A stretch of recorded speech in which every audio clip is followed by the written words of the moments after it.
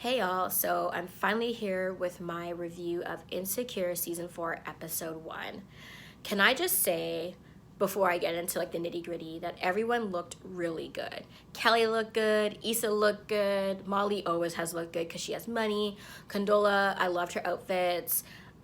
Tiffany looked good, although I'm surprised. I thought she would have had the baby by now because she's been like she was showing almost all of Season 3, so it's kind of weird, but yeah. And I don't really know how much time has passed between Season 4 and Season 3, but yeah, everyone looked great. I'm so excited they're back.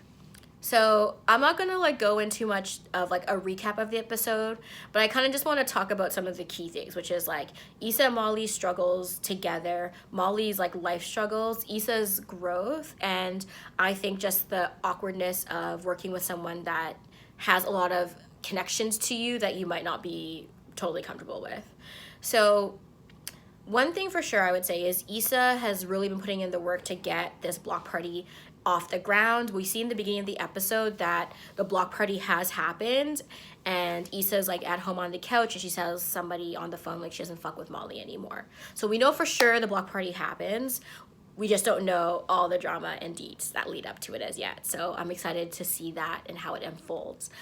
So the episode started off, I think, with this episode definitely was a good mix of, tension and drama, but also like a feel good aspect to it as well. So it's finally revealed that Condola is seeing Lawrence and Issa did not know. And this all unfolds when Issa is at Condola's office talking about the event and how she wants to practice, selling the event at this, the fundraiser they're going to be throwing. And then Tiffany comes in saying, look at her baby bringing everyone together. And then, Condola and Issa are like, yeah. And then Condola's like, actually, I can, thank your baby because I met a great guy at your baby shower. To which Issa is so shady. She's like, a tall Iga named Joe. And she's like, no. And she's like, I'm actually seeing Lawrence. Now, Tiffany, girl, are you even Issa's friend? Like, how could you not say anything to her about Condola, like, potentially seeing him? Now, I don't necessarily think Tiffany would have had to say it, like, right away, because it's clear to me that Tiffany thought her and Lawrence weren't going to work out after Lawrence, like, kind of ghosted Condola after finding out she was divorced. But for Tiffany not to even say, like, by the way, Issa and him, this person in my friend group was actually dating another person in my friend group, and they were together for 5 years. Like, I do kind of feel like she should have said something to her, even if, she wasn't sure where it was going to go with her and Lawrence.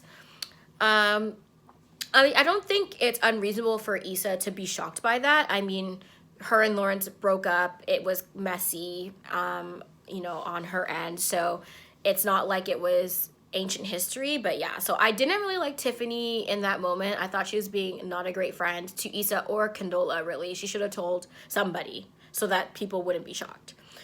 So yeah, so that is revealed. We also see Molly and Andrew are still dating, which is great. I was super excited. Asian Bae is so cute. And I really think Molly and him would be a great couple. Of course, it seems they're doing well, only for Molly. When Molly is driving to Issa's event with Andrew in the car, he reveals he's been seeing other people, to which she didn't know that he was doing that because she hasn't been. And not only does she, like, physically, like, her energy and everything, her face changes, she also gives him the cold shoulder for the rest of the event. And I was like, you're a grown-up now. Like, I know she's had, like, a lot of relationship issues, but it's just, like, are you ever gonna realize that, like, shutting down isn't, and, like, being, like, a bitch isn't the way to, like, work these things out? Like, in that moment, you could have been like, oh, no, I actually wasn't seeing anyone. I've really been enjoying our time together. Like, she could have said something grown up, but instead she was just, like, petty and, like, so obviously so. Like, Andrew clearly knew why she was, like, acting weird, and I was just disappointed in her for letting him leave the party, the fundraiser that Issa was throwing, without, like, clearing that up right away. So that was dumb of her. I did feel really shitty during the fundraiser when Issa was like floundering with like talking about her event, because I really think she was thrown off her game because of the whole Condola and Lauren situation. So I'm really happy that she was able to like bounce back after her brother. Why is her brother's character so funny? Emil played my neck, my back, and Issa literally almost like melted into the ground.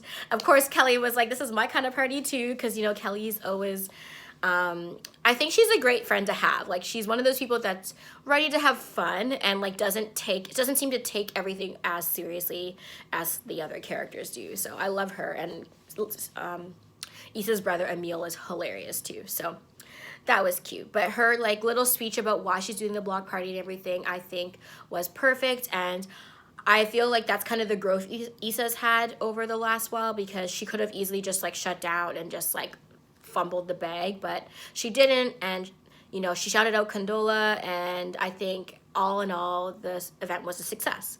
So I think like in terms of Issa and Condola, it's going to probably be awkward, but at least I feel like on Issa's side, she's ready to just like put all of that aside so she can, you know, get this block party up and running. So that was pretty cool. Molly, on the other hand, has been a negative Nancy the whole time with Andrew and with Issa. I mean, I cannot believe that your friend has been working her way towards this major event. She's having a fundraiser. I can't believe you would show up to her event knowing how she is, and the first thing you say is, oh my God, Andrew's seeing other people. Like, she doesn't have time for that shit.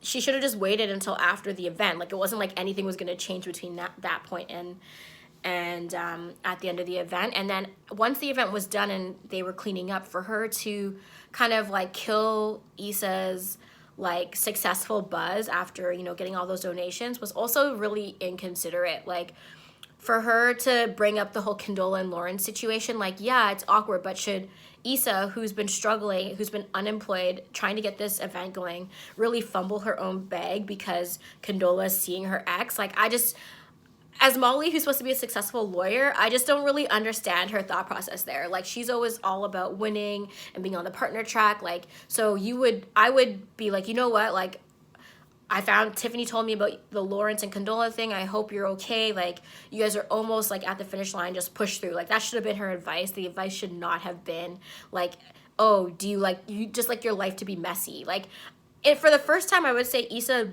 really, it hasn't been messy. Like, she was literally just trying to get her thing off the ground. She hasn't been doing anything too questionable. I mean, she does have TSA Bay, who, you know, I don't know where he came from, but you're entitled to have your friends with benefits. And if she wants TSA Bay, who has a job, then like, what's the problem? I don't really see how that's messy. Meanwhile, Molly, you fell in love or were in a relationship with your friend that's married to another person. Like, you were never okay with an open relationship, but you went along with it anyways, even though you know it was hella shady. You fucked up at work. You like rolled up to a new job and like ran over everyone's toes with your like horrible attitude. And you want to call Issa messy. Like, how the tables have turned. Or I should say, pot calling the kettle black. Like, either way, she was doing the most for the least. Like, all you had to do was just say, Issa, it was a great time, and, you know, I'm really happy for you, and that should have just been it. You know what I mean? With Condola and Lawrence, honestly, I just don't care. Like, I know a lot of people were, like, really like, oh my God, blah, blah, blah, but, like, I don't really care about Lawrence's character. I'm waiting for Daniel to roll back up. I'm ready for Nathan to come back. Like, Lawrence's character to me is just there. Like, him and Condola dating to me is not a big deal, so I'm just like, whatever.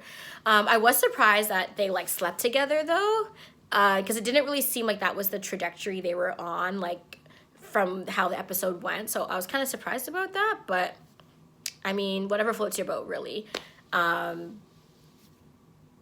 I mean, I don't know. Lawrence is just boring to me. Like, I don't know what it is about him. Like, I think, you know what, I'm not going to lie. I will forever hold it against him that he forgot Issa's birthday. Like, you've been with me for 4 or 5 years and you forgot my birthday? I don't care. Like, I can't ever like his character based just on that. So, there you go.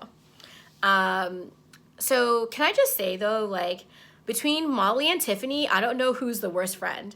Like, I think Molly reminds me of the kind of friends that only want to be your friend when they're like the best of the group, if that makes sense. So it's like they're okay. She's like happy to be Issa's friend when Issa is like struggles and her life is messy. But when Issa's like on the come up, like she doesn't know how to handle it. I also think she's a little bit jealous of Condola and Issa's relationship because, like, again, Condola is really helping Issa realize a dream of hers.